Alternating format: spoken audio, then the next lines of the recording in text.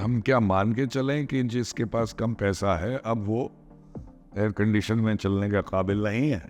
Dream भी सालों से था कि भाई हमारे इतने रेल इंजीनियर्स हैं, काबिल रेलवे इंजीनियर्स हैं, इतनी बड़ी रेलवे है हमारे यहाँ, अच्छी शक्ल की, modern, technologically superior, aesthetically superior ऐसी ट्रेन यहाँ क्यों नहीं बन पा रही है? आज भी there is a big chunk of segment जहाँ पे हम still we are importing wheels from China. Why when we are having an initiative कि हम मेक इन इंडिया और भारत में ही बने सब कुछ स्वदेशी हो, तब हम फिर इस चीज़ में क्यों जा रहे हैं? भारतीय सरकार का पैसा आज तक 2500 करोड़ लग चुका है। Is it correct to say कि public private partnership is better a future for Indian Railways rather than solely going as a government entity? जैसे Vande Bharat 200 train private sector पे ऑर्डर हो गई है।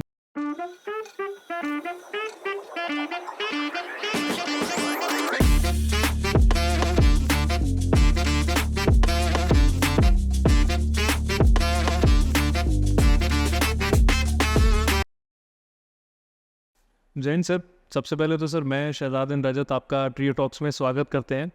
And sir it's a privilege to have you with us today. And obviously words are short for me to express sir. एक तो आपका time मिल जाना है सबसे पहली चीज़, and then sir having a personality like you in itself is a very big thing for our channel itself. तो really thankful for that first of all. Thank you, my pleasure. Thank you so much sir. Sir I will come to one thing, क्योंकि मैं एक certain level तक railway से जुड़ा रहा हूँ, तो जो आपकी जर्नी रही throughout your escalations in the department as well as the post that you escalated through, sir Vande Bharat as a GM of ICA was, I mean, of course, that was very obvious, that was one of the milestone posting for you. But post that, which was one of the best assignments for you that you feel कि हाँ, it was one of the most exciting as well as very much in touch of pressure as well. देखिए ऐसा है कि barring 2-3 posts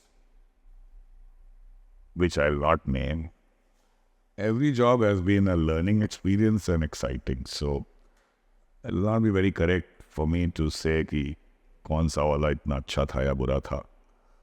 जो 2-3 बुरे थे वो मैं अलग कर देता हूँ।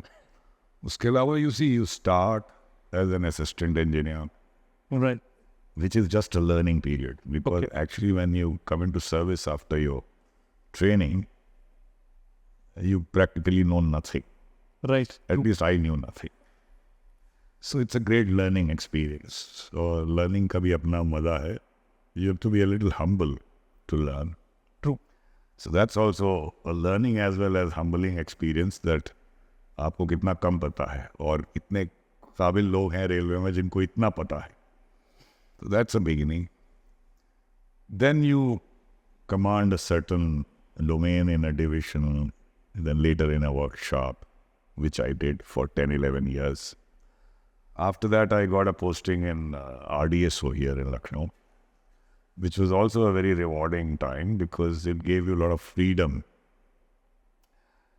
to think, freedom to read, freedom to try new things without much pressure of work, unlike what happens in the field.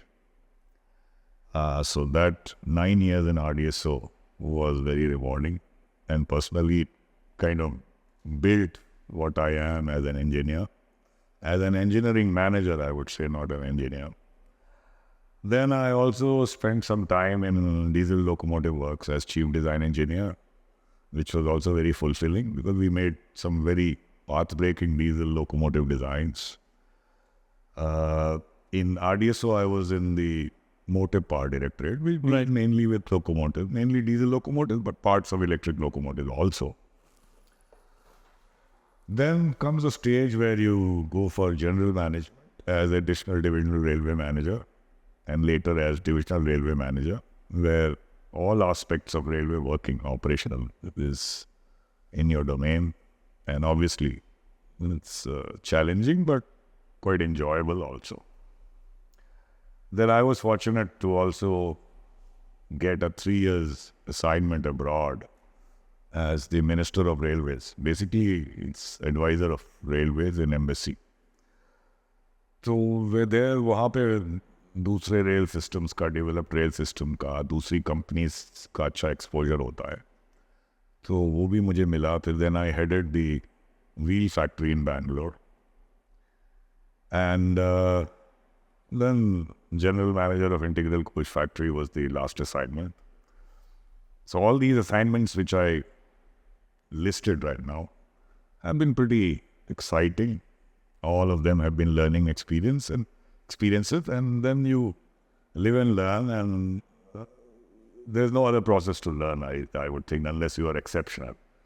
So that was the journey, and then every moment except those 2-3 jobs which I told you, it was pretty enjoyable. So, since you have been, just like you mentioned कि आप Berlin के एक assignment पे थे, for a person in government definitely वो एक बड़ा exciting सा time period तो होता ही है. That it, out of all the people, one of them is chosen as one of the only people who will be the person between the two governments of two nations. Sir, is it correct to say कि कहीं ना कहीं वहाँ का जो एक certain experience और exposure था, that was also very helpful in terms of ICF when you were the GM in terms of designing Vande Bharat? Not really. It's because this angst और ये ड्रीम भी सालों से था कि भाई हमारे इतने रेल इंजीनियर्स हैं, काबिल रेल इंजीनियर्स हैं, इतनी बड़ी रेलवे है हमारे यहाँ, अच्छी शक्ल की, modern, technologically superior, aesthetically superior ऐसी ट्रेन यहाँ क्यों नहीं बन पा रही है. तो वो पहले से था मन में. वहाँ जाके वो थोड़ा स्ट्रेंथन हुआ, बिकॉज आप बहुत ही modern trains efficiently criss crossing the country you come across that. तो obviously it added, but I will not say कि इंस्पिरेशन वहाँ से कोई मिला. एक स्ट्रेंथन हुआ ये कहा जा सकता है. जब पोजीशन मिली ऐसी जहाँ इस बारे में आप कुछ कर सकते हैं, वो इंटीग्रल कोच फैक्ट्री का लीडर बनने से मिली. अगर वो नहीं मिलती तो नहीं कर पाते. तो फॉर्च्यून हर जगह काम आता है, तो यहाँ भी एक फॉर्च्यून का एंगल था. हालांकि वो एक तरह से मांगी थी वो पोस्टिंग मैंने, क्योंकि जब जीएम का नंबर आया तो 3 जगह खाली थी. लोग नॉर्मली जोन में जाना चाहते. Right. Zone is a big domain. वो अपनी नौकरशाही फ्यूडल टाइप की सिस्टम है अपने यहाँ, तो लोग बड़े डोमेन में जाना चाहते हैं, तो वहाँ कुर्सी आपको ज़्यादा दे सकती है. ट्रू. लेकिन मैंने मांगा था कि मुझे इंटीग्रल कोच फैक्ट्री दे दी जाए, और मन में था, सोचा था कि शायद कुछ कर पाए वहाँ पे. तो वो फॉर्च्यून पार्ट तो था ही उसमें, और भी फॉर्च्यून पार्ट थे वहाँ. बड़ी अच्छी टीम मिली और बहुत चीज़ें हुई. सर, आप व्हील फैक्ट्री के भी you were one of the prominent people of that factory in Yelahanka, I believe. Was it there in Bengaluru? Yes, जो व्हील फैक्ट्री मैंने आपको बताई वो बैंगलोर में थी. बैंगलोर में थी जी. सर, हम लोग रिसेंटली न्यूज़ में भी ये पढ़ रहे थे, and I mean it's pretty obvious for everyone to know कि आज भी there is a big chunk of segment जहाँ पे हम still we are importing wheels from China. Sir, एक तो is it correct to say कि कहीं ना कहीं, since you have spent a fair part of your life in the wheel coach factory, does that somewhere really demotivates you as an officer कि यार why when we have competent engineers and setups we are importing? Second thing, sir, why when we are having an initiative कि हम make in India और भारत में ही बने सब कुछ स्वदेशी हो, तब हम फिर इस चीज़ में क्यों जा रहे हैं? देखिए, ये जो व्हील इंपोर्ट की बात है, ये आज नहीं 50 साल से हो रही है. राइट. इसमें टेक्नोलॉजी कम, इन्वेस्टमेंट की बात ज़्यादा है. एक छोटी सी बात है, हमने कास्ट व्हील में इन्वेस्टमेंट किया. 2 फैक्ट्रीज हैं हम रेलवे की, वैगन में लगते हैं कास्ट व्हील. ओके. ऐसा नहीं है कि पैसेंजर में नहीं लग सकते. दुनिया में चले नहीं है 120 किलोमीटर पर आवर से ऊपर. तो मैं हमेशा इस कोशिश में था वहाँ. तो मैं वहाँ पे था मुश्किल से 8 महीने. ओके. कि पैसेंजर में भी इनको लगाया जाए. जिम्मेदारी लेने को मैं तैयार था, लेकिन हिम्मत नहीं हुई लोगों की. अब वो एक अलग कहानी है. 4 व्हील ही लगते हैं पैसेंजर में, लोकोमोटिव्स में.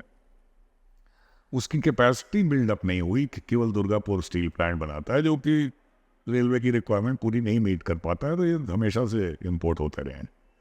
ये बीच में जब वंदे भारत की पहली रेक, यानी तीसरी, जो 2 पहले बन गई थी, राइट, इसमें थोड़ा डिले होने का जब अंदेशा हुआ, क्योंकि व्हील यूक्रेन की एक कंपनी पे ऑर्डर था और वो वॉर जोन में आ गया, राइट, तब ये न्यूज़ में आ गया। और ये बात होती है कि अरे व्हील क्यों एक्सपोर्ट इम्पोर्ट होते हैं, ट्रू, तो कोई नई बात नहीं थी, व्हील तो हमेशा से इम्पोर्ट होते हैं।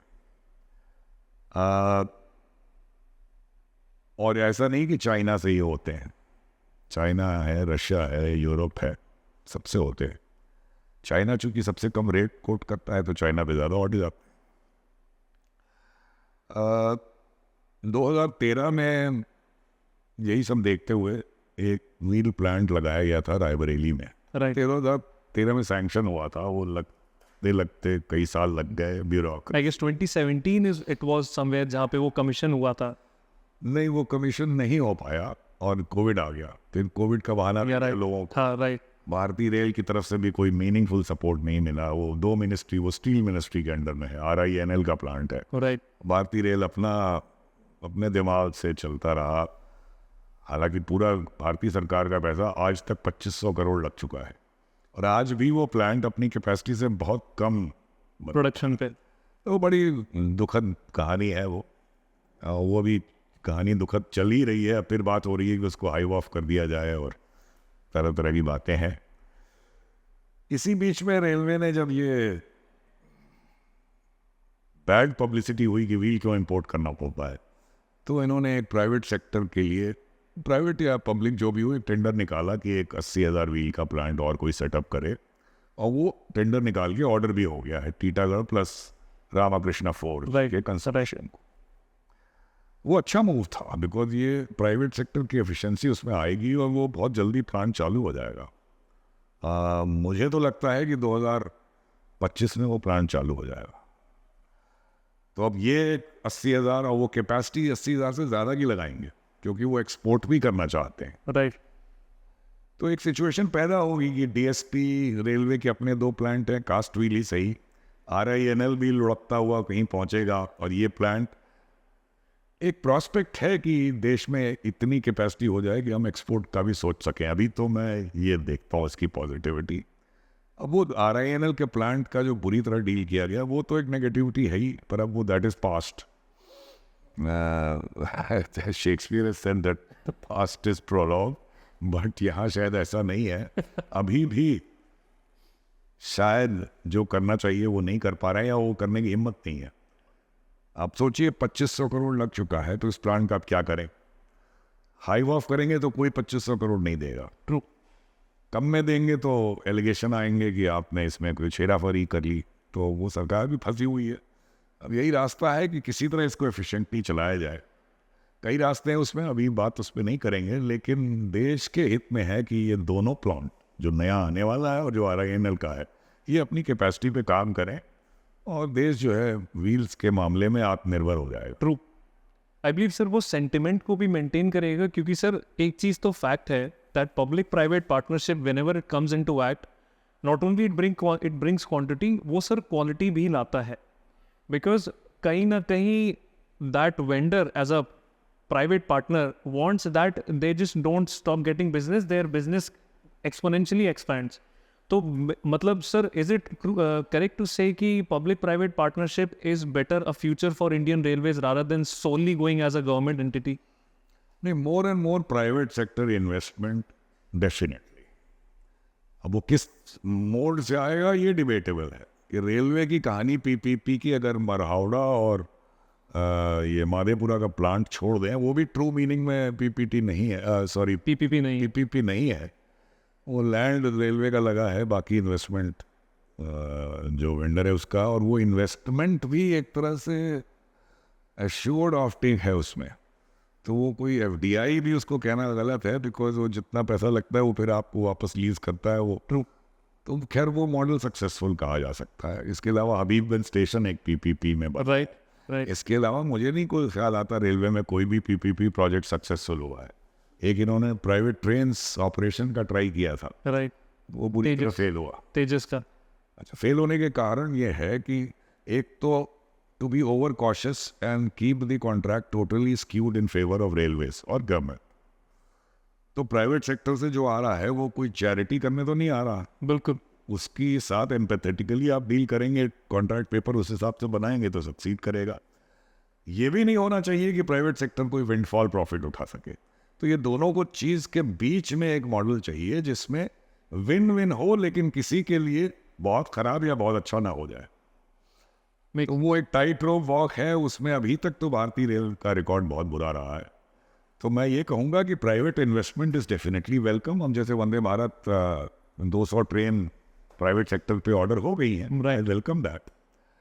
लेकिन ठीक PPP is the right way to go, like other sector like roadways and so on. I will reserve my judgement on that. Sir, PPP या प्राइवेट जैसे एक वर्ड आता है, एक बड़ा सिंपल सा कंसेप्ट लोगों के दिमाग में आता है that railways is being privatise now, and वो मतलब सरकारी एकदम ख़त्म हो जाएगा। So for a lot of people myth है, for a lot of people it makes sense, but which exactly is it? देखिए, इसमें opinions would be naturally very divided. Ideology का भी सवाल है। एक लेफ्टिस्ट सोशलिस्ट मेंटालिटी होगी तो उनको लगेगा हर चीज़ सरकार को करनी चाहिए। बिल्कुल। बहुत ज़्यादा कैपिटलिस्ट माइंड वाले कहेंगे कि सरकार को कुछ नहीं करना चाहिए। मुझे लगता है कि हमारे देश में जो अभी 20 साल बाद क्या होगा जब हम डेवलप्ड हो जाएंगे, विच आई बिलीव हो जाएंगे, तब की बात अलग होगी। अभी जो हमारा जो बन रहा है एनवायरनमेंट, उसमें दोनों ज़रूरी है। देखिए, कॉमन मैन हमारा बहुत गलत ढंग से हम उसको कैरी करते हैं। डिग्निटी तो दूर की, कंफर्ट दूर, डिग्निटी तक नहीं है उसको। ट्रू। बैठने की जगह तो दूर, खड़े होने की जगह ठीक से नहीं मिलती उसको। वो भी भारत के नागरिक हैं, पैसा नहीं उसकी पॉकेट में, लेकिन नागरिक तो भारत के हैं। बिल्कुल। तो अगर आप डेवलप्ड होने जा रहे हैं और उनका ख्याल आप नहीं रख रहे हैं तो आप डेवलप्ड कहलाएंगे? कभी नहीं कहलाएंगे। तो उनके बारे में आप क्या कर रहे हैं? बहुत ज़्यादा नहीं कर रहे हैं, करना चाहिए। और वहाँ सरकार का रोल आता है कि देखिए, वो उनको आप जो भी सब्सिडी देंगे या कम पैसे में उनको अच्छा कंफर्ट दे के ले जाएंगे, वो सरकार को ही करना पड़ेगा। कोई प्राइवेट एंटिटी नहीं करेगी। वो उसकी बॉटम लाइन होती है, सरकार की कोई बॉटम लाइन नहीं होती। सरकार की जिम्मेदारियां होती हैं, तो वो जिम्मेदारी सरकार ही निभा सकती है, इसलिए सरकार ज़रूरी है। हायर एंड जो ट्रैफिक है, हायर एंड पैसेंजर्स हैं, उनके लिए अच्छी से अच्छी ट्रेन चलाइए, अच्छा कंफर्ट दीजिए, अच्छा किराया चार्ज करिए, ज़्यादा पैसे कमाइए। वो जाएंगे, अगर अच्छी सर्विस आप दोगे, अच्छे टाइम में ले जाओगे, तो प्लेन के बजाय ट्रेन से जाएंगे लोग। और ये भी ध्यान रखिए कि train is much cleaner and greener than As compared to road as well as air. True. 1/6 to 1/8 time cleaner. तो सरकार की ये भी जिम्मेदारी है कि रेल को बढ़ावा दे, और दे रही है सरकार इन्वेस्टमेंट के टर्म्स में। तो ये आपके सवाल का जवाब ये हुआ कि दोनों ज़रूरी हैं। कहाँ पे सरकार का हस्तक्षेप चाहिए और कहाँ नहीं चाहिए, ये एक कायदे से डिसाइड करना चाहिए। और जब हम डेवलप्ड हो जाएंगे, हो सकता है उस समय सरकार का रोल कम से कम हो जाए, और मुझे लगता है वो ठीक भी होगा, लेकिन आज नहीं। I mean, it is sometimes a matter of wonder for us as well that, you know, because sir, ticket fares में I believe अगर हम दिल्ली मेट्रो का एक example लें, it has all the features, yet the fares are, what should I say, payable enough and everybody pays for it, and no matter वो AC है नहीं है, then I don't understand कि in non air condition आप जो racks पास करते हैं, then what exactly is the definition for a common man? जो आपने कहा वो बिल्कुल एक सही फैक्ट है जी। अगर आप एकदम नैरो एनालिसिस ऑफ रिटर्न्स में जाओगे तो इट डजंट मेक सेंस। आपको लगेगा इतनी महंगी ट्रेन, इतना कम किराया। अब हमारा इतना बड़ा देश डेवलप होने जा रहा है, वो तो बहुत ही नैरो बात हुई। आपको ये देखना है कि हम 15 साल 20 साल बाद कहाँ होंगे। वेरी। और उसके लिए आप तैयारी आज से करोगे तो नॉन एसी ट्रेन बनाने का तो कोई मतलब ही नहीं है। और ये कहना नहीं चाहिए, बट ये सवाल उठेगा कि हम क्या मान के चलें कि जिसके पास कम पैसा है अब वो एयर कंडीशन में चलने के काबिल नहीं है। ये समझना पड़ेगा। आप देखिए, जब मारुति आई थी शुरू में तो नॉन एसी मॉडल ही ज़्यादा था, एसी मॉडल शायद इक्का दुक्का। उस समय एयर कंडीशन कार एक बहुत बड़ी लग्जरी थी, ठीक है, बिल्कुल 35 साल पहले। आज तो नॉन एसी कार आप खरीदने जाओ तो मिलेगी ही नहीं। तो ये ऑर्गेनिक चेंज हुआ है ना, लेकिन समथिंग ड्रोव इट, जो भी थी policy. There was a pilot to that fact. आज उस वो ड्राइव करने के लिए आपको पॉलिसी चाहिए। इसमें अब जो अवेयरनेस आज की है उसमें पॉपुलिस्ट गेम भी सरकार को क्या होगा मेरे को नहीं समझ में आता। मुझे लगता है कि इसमें ऑटोमेटिक, एक कोच में एक ऑटोमेटिक डोर जो लगते हैं 4 अगर, तो उनका दाम आता है करीब 30 लाख। और जो उसमें AC 2 लगेंगे, ज़्यादा कैपेसिटी भी कर लीजिए क्योंकि ज़्यादा लोग रहेंगे, भीड़ भाड़ होगी, कुछ लोग शायद खड़े भी रहेंगे, इतना सब कुछ करने के बाद भी, तो भी वो उसका दाम जो है वो 25 लाख से ज़्यादा नहीं आएगा। यानी कि एयर कंडीशन बनाने में एक्स्ट्रा पैसा नहीं, कुछ बच ही जाता। लेकिन मुझे नहीं मालूम क्या थिंकिंग है इसके पीछे। बात सर आपकी बिल्कुल सही है, because even today when trains are having automatic doors, leaving aside Vande Bharat, लोग स्टिल वो मतलब रास्ता निकाल लेते हैं कि गेट कैसे खोलना है, and they are still open unless and until there comes a officer from the RPF और GRP इटसेल्फ कि नहीं you have to close it, और वो अपने आप वो फिर it start buzzing the alarm. वो एक अलग फैक्ट है, but I have seen people still having those gates open through those buttons that are there, and वो आराम से वहाँ पे खड़े रहते हैं। नहीं, ऐसा नहीं है। जब आप चेक कर लेंगे, वो चलती ट्रेन में वो दरवाजा इतनी आसानी से आप नहीं खोल सकते। ओके कई केस हुए, कई लोग सेल्फी लेने चढ़े, राइट, भूल गए कि ये दूसरी Right. टाइप की ट्रेन है, वो लेते रहे, ट्रेन चल दी, उन्होंने उतर जाएंगे, लेकिन वो फिर 200 किलोमीटर आगे पहुंच गए। तो to cut a long story short, वक्त बताएगा, लेकिन मुझे ये जो ट्रेन बन रही है जिसका नाम आप वंदे साधारण बता रहे हो, मैं तो नहीं बोलूँगा क्योंकि अब सरकार ने मना कर दिया ये नाम, मुझे इसका कोई जस्टिफिकेशन नज़र नहीं आता। Hopefully I believe there might come a time जहाँ पे इसके रेक्टिफिकेशन और प्रॉपर जो नेम होते हैं वो जस्टिफाई करें। Name is not important, by the way. The concept. Concept, I'm not able to exactly. understand. Exactly. Yeah.